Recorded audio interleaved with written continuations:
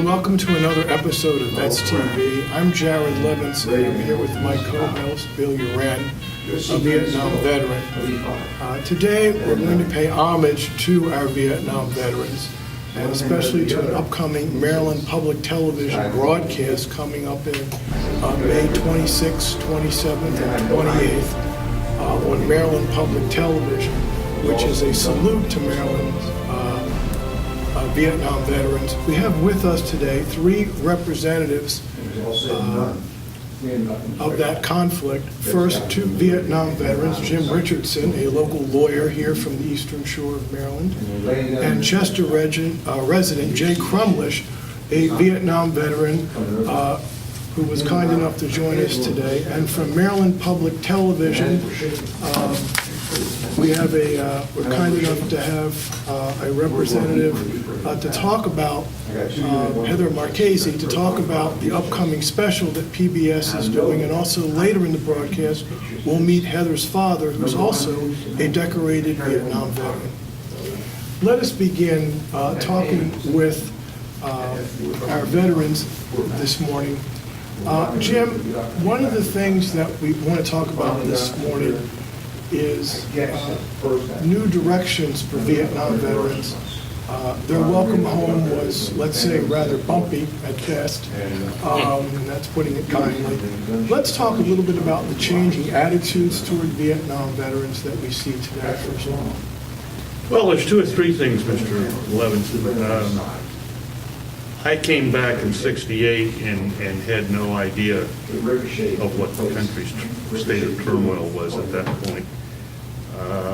And I was sort of fortunate in that I flew to California and then flew to Baltimore and came down here on the shore, and where service in the military was still a very valued component of one's life. I first began to get some indication of this, and perhaps should have picked up on some things when we first flew in.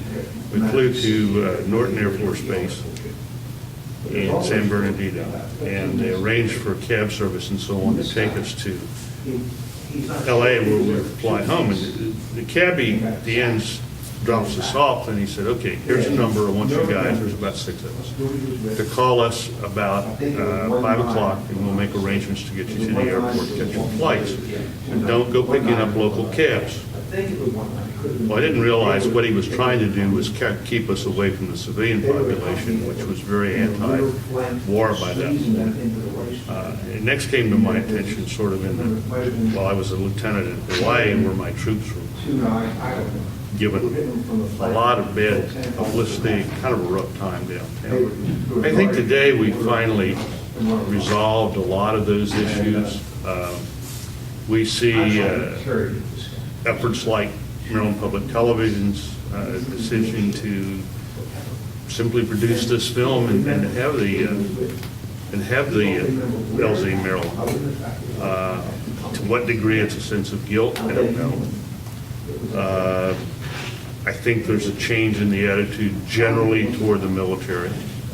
The all-law force may or may not have had something to do with that. But for years, a lot of my contemporaries hid their service. I don't think that's what's going on today. And that's a major church. I mean, we came back, there were certain veterans organizations that didn't even want to have us as members, saying that this wasn't really a war. Mm-hmm. So that's a big change. Jay, what was your experience coming home? You came home, in my experience, I left combat, and in 30 or 32 hours, literally, I was standing in my mother and father's kitchen. And the total shock, I really don't know how to describe it. I only survived then because a friend of mine had already been to Vietnam, and he had been through what I was then going through, and he had support. If it wasn't for that, I don't know where I'd be. What was going through your mind 36 hours earlier, you're in a war, now you're home in your parents' kitchen. What do you think? I was still overseas. The sleep didn't come easy. Anything would set you off. How did it set you off? Just noises, the sounds, the smells, the lack of noise. No one to depend on. You learned very quickly who you could depend on, what the reaction was going to be, what your reaction was going to be, and how were you going to stay out of trouble so that no one got hurt, wounded, God forbid, killed. That was your entire life. You came home, and all of a sudden it was a blank wall. It just did not. Supposedly it wasn't going to exist. It all went away. It didn't go away.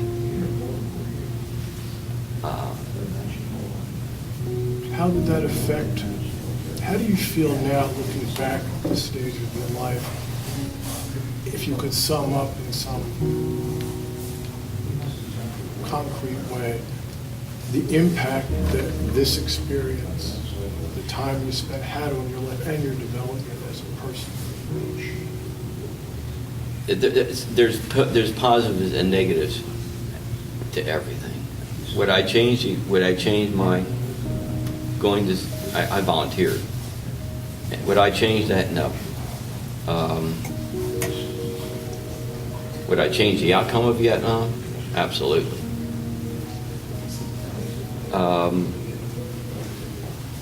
For me personally,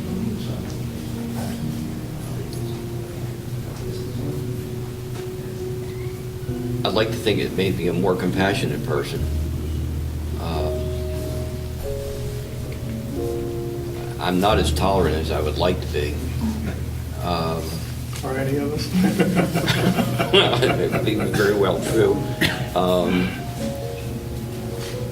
I think my 3 sons would probably like to have killed their father several times, maybe more than several, but we managed to get through that, and I'd like to think that at least I have their respect. And I think that's really the whole thing that was lacking. We did a job that we were asked to do, and because of the draft, we did the job things we were told to do. We did the very best we could do it, and the only thing we really wanted was some respect. And that didn't happen. You applied for jobs. If you'd been in Vietnam, you were in trouble. I finally took it off my resume. I finally took it off. Do you think that that's changed? Somewhat, not totally.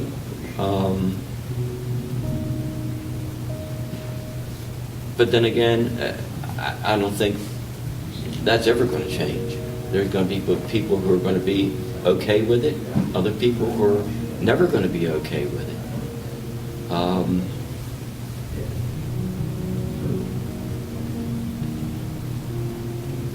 The changing mores across the entire world have just fogged everything. Just everything. And I think that the Vietnam vet, on average, is getting older now. And some of the younger generation are asking questions which we did not want to answer 15 years ago, Jim? I would say, yeah. Today we will answer them because we've learned how to do it with some semblance of compassion or understanding that even we didn't have at the time. It's just not easy to understand it. Combat is just not something that's easy to understand if you've never been there.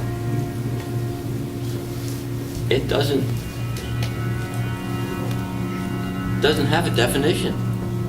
I don't know how Well, you I feel think that's obviously true. I was a company commander when I first arrived in Vietnam with the Bravo Company, 1st Battalion, 7th Marines, 1st Marine Division.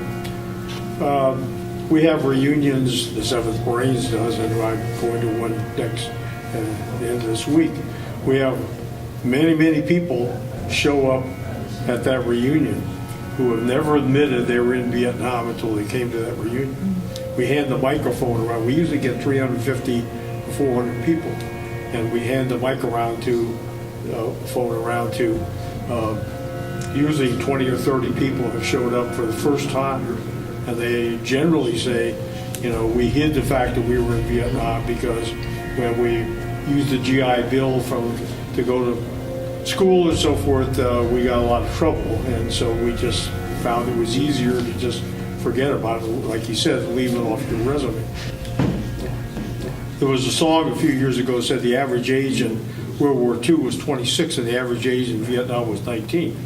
When I picked up a company in Vietnam, I was a senior captain, and I found that I was rated a dozen staff non-commissioned officers, which I had 3, and one was wounded shortly after I got there, and the other 2 went back to the world, and which meant going home, and they finished their time. And I got 1 staff sergeant who was killed in Tet Offensive. So I had 19-year-old corporals who had just had 8 months in country and gone through boot camp and infantry training regiment and running.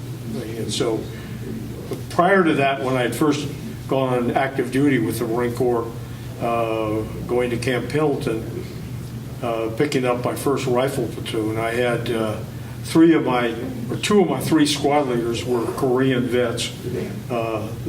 Both the right guide and my platoon sergeant were Korean vets.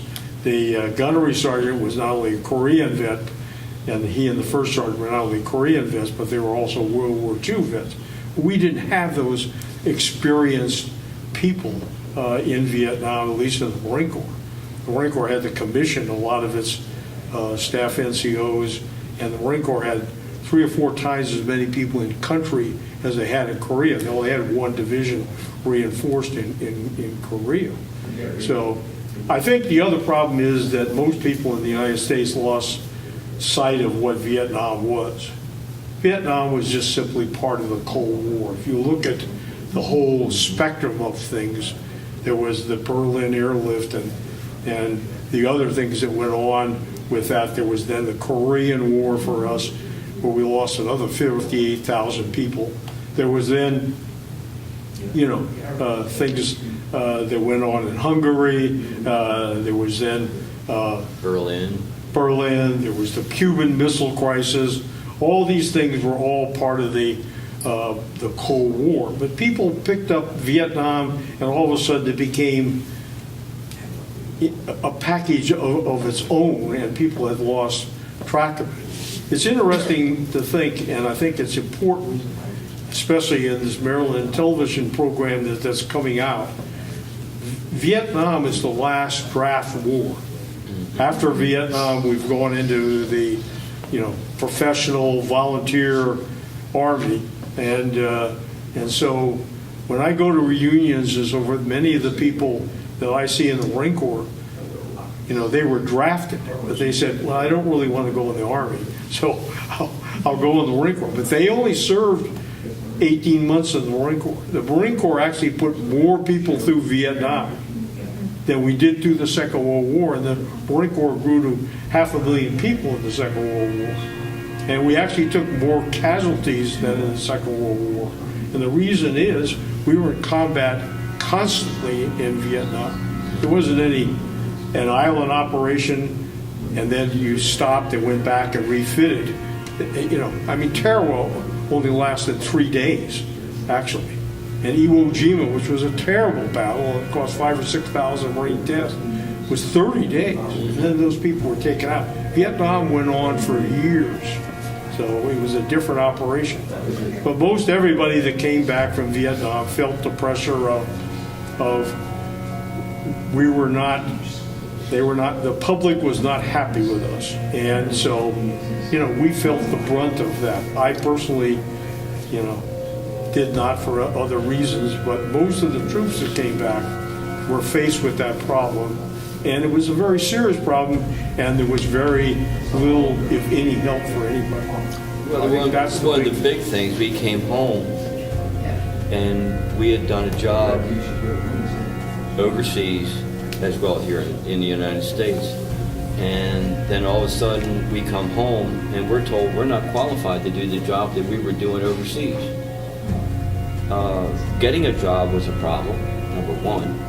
But number two, if you get a job in your own chosen world, I mean, guys were driving tanks and APCs.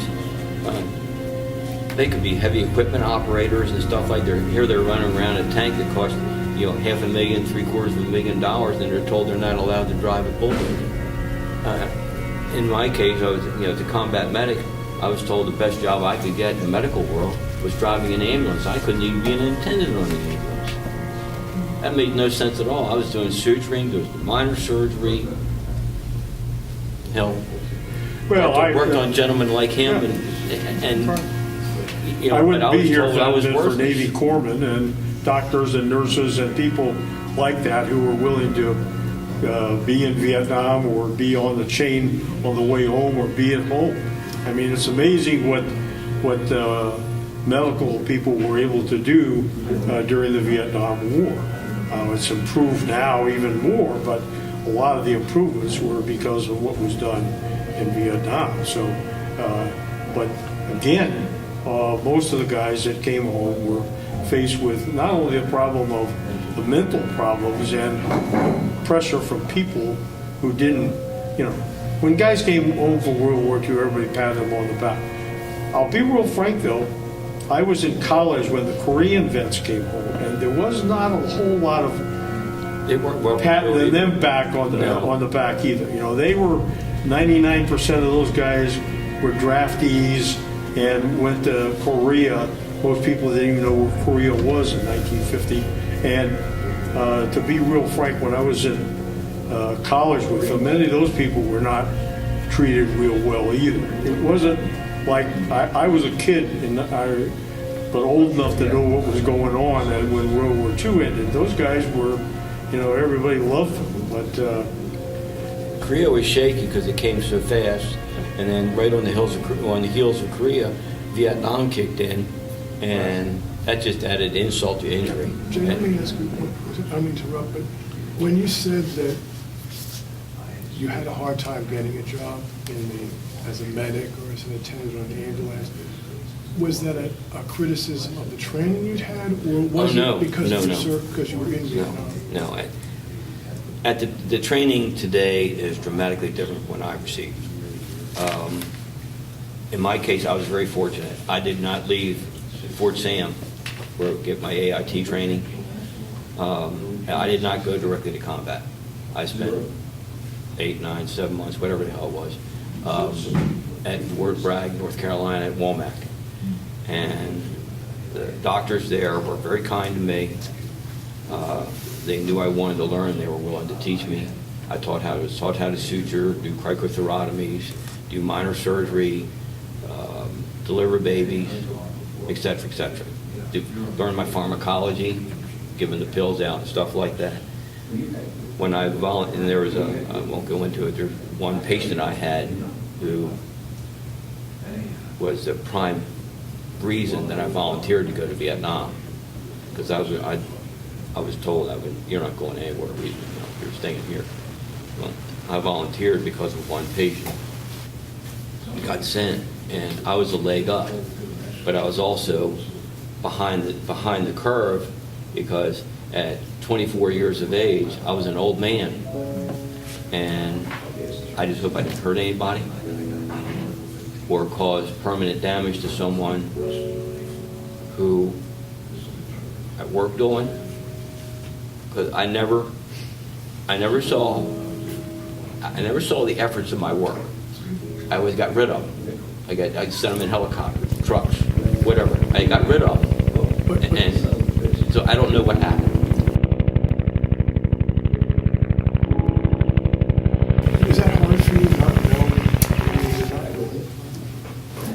I mean, did I kill somebody? But you I don't know. But of course, the opposite could be true. You don't know how many lives you saved. Exactly. I mean, I don't know. I don't know. I mean, just, Well, I mean, everybody says you carried a gun. Yeah, I carried a weapon. I never used it because when the shooting started, I went to work. yeah, that's right. Well, at reunions, what's really quite funny is that, or unusual, is that you have guys run into each other and say, "God, I thought you were dead. The last time I saw you were wrapped up in a poncho when I was throwing you on a helicopter, okay? And I thought you'd never make it." So, I mean, the doctors and the corpsmen and the medics and the nurses and put people back together again that people in the field didn't realize it was going to, they were going to make it at all. But I think that's true. When you put a guy on a helicopter, that was that's last, generally, if he was seriously wounded, he never came back to your unit. He went back to, and that was the whole process. He was sent back to in our case, back to Da Nang. From Da Nang, he was put on a fixed-wing aircraft and sent to someplace for a hospital, either back to the States or some place like Guam or Hawaii or someplace where there was a major military installation. I ended up at Clark Air Force Base where I was operated on a number of occasions. Some of them were sent into Japan, but they were out of country. And so even as a company commander, I was told, don't write letters home to people who are seriously wounded, write home to their families, because they're going to come back with questions about their son, and you have no way of, because he's gone. We're not connected to him. So many of the people that last time I saw him, we were putting him on a helicopter.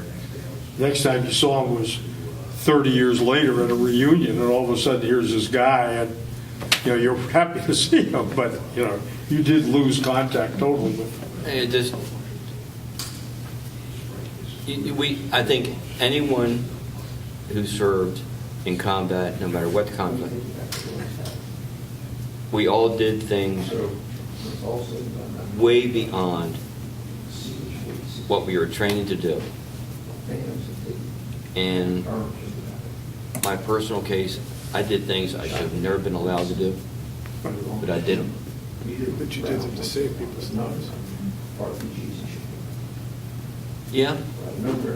But the thing is, you not only worked on, in my case, I not only worked on Americans, I worked on the ARVNs, but I also worked on NVA, VC, and the local people. It didn't matter who came in front of me. If they were in trouble and I had the ability to try to help them, I did it. And any, corpsman, medic did the same thing. Yeah, I think that's an important point.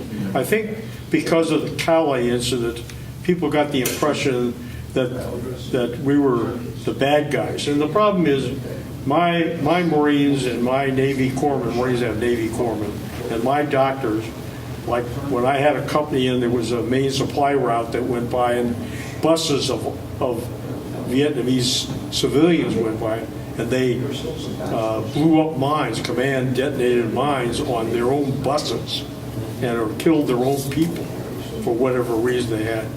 Our doctors, our corpsmen, we didn't have nurses in the field, but they worked on them later when they got back to the hospital. They worked on whoever was wounded, whether they were NVA, Viet Cong, didn't make any difference, local civilians, little kids. I mean, it was terrible going to these buses that were blown up with mothers with babies and that kind of stuff. Those corpsmen came right in there and worked right away, and they were put on helicopters, and we worked to try to save those people. We were not, killing these local civilians. We tried very carefully to make sure we weren't shooting in the places that there were civilians. So there were very clear rules of engagement that we were involved with. And so anybody who thinks that we just indiscriminately shot at people is just kidding themselves, because that's not what was done. And anybody that thinks we just left them laying there someplace is wrong. We took care of everybody. like he was saying, everybody that was wounded got as much help as we could give them.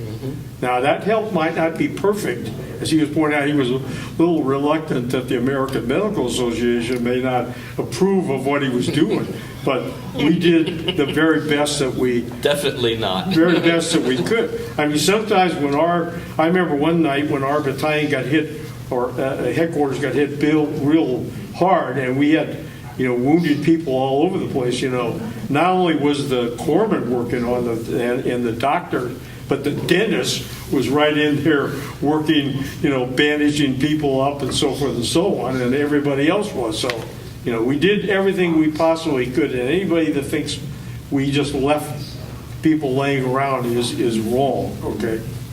That's all I got to say on that. Heather, let me ask you, because your dad served in Vietnam, we're talking about what it was like when veterans came home and the lingering problems.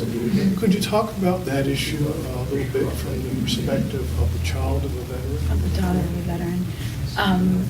So I was born at the end of the Vietnam War, and I grew up knowing that my dad was different than the other dads, right? I knew that he had been to war, that he was wounded in war. I could see the scar on his arm. And, I think it took some time for my father to, and I'm sure he'll talk about it too, but it took some time for, some serious time for him to reacclimate and reacclimatize to being a civilian again. Like these gentlemen, he volunteered to be in the Marine Corps. He very much believed in his duty to serve his country. And, he wasn't like the other dads and the other parents that I grew up with who were, by and large, protesters of the Vietnam War. So, as the daughter of a Marine, I was always aware of that. But I was always extremely proud of my dad. I knew I came from a family that had a long military history. My grandfather served in the Navy in World War II.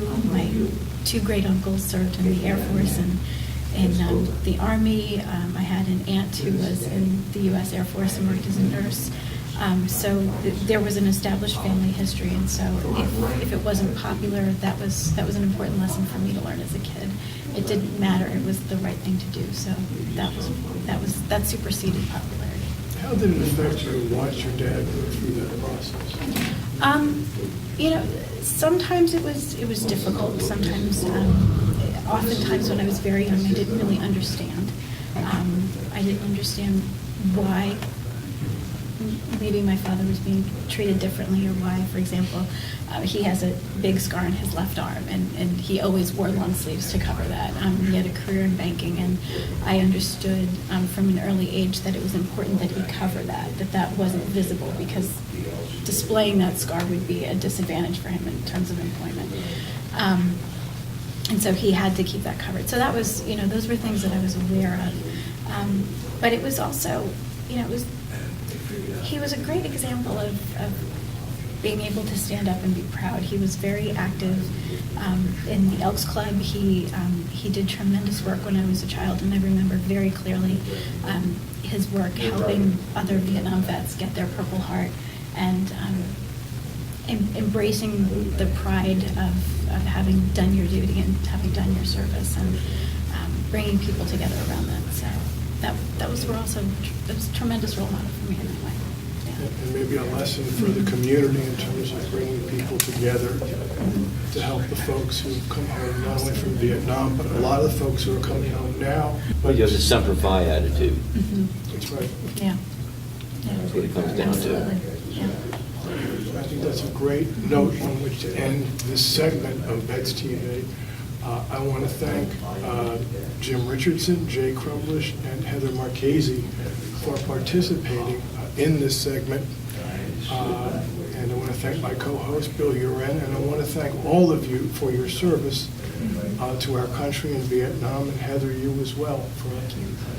And we want to invite you to watch the Vietnam television show that's going to be on, because I've already seen the trailer. It looks pretty good. May 24th, 25th, and 26th on Maryland Public Television. I would also note that if they can't catch the original broadcast, it will be rebroadcast And also, each night following the regular on-air, you will be able to log on to Maryland Public Television and see the preceding show streamed Streaming online. on any kind of a device. Yeah. Great. And Heather, there's also another companion event to the show that'll be on May 24th, 25th, and 26th. There's also a big event coming up. There is. So the huge event that we're doing is June 18th and 19th, and that is at the Maryland State Fairgrounds, and we're calling that LZ Maryland. And these gentlemen will know LZ means landing zone. Landing zone could mean something very dangerous, or landing zone could mean something as simple, I think, and mundane perhaps as getting your mail or your sea rations. We want Maryland Vietnam veterans and Vietnam veterans within our broadcast region and those who log in online and understand what we're doing to know that they're welcome. This is a safe landing zone for them to share, to reunite with other Vietnam veterans, and also to be celebrated and honored as they should have been. And what will be some of the activities and events that will be at the LZ? Right. There will be a great deal of entertainment. I believe the Loving Spoonful is going to be plenty. We've also got NASH units. We have obstacle courses for families and children. There's plenty of food. There's going to be a gigantic map of Vietnam where Vietnam veterans can go in and sign their names. There will be an honor ride. We will have over 1,000 motorcyclists coming in to honor the Maryland Vietnam veterans, riding in through the fairgrounds and riding up York Road and around, if you're familiar with that area. It's going to be 2 days of a lot of celebration and honoring our Vietnam I want to veterans. thank again all three of you for coming in today. And Bill, thank you again for being my co-host. I'm Jared Levinson, and thank you for watching this episode of Vets TV on MCTV in Easton, Maryland. Thank you.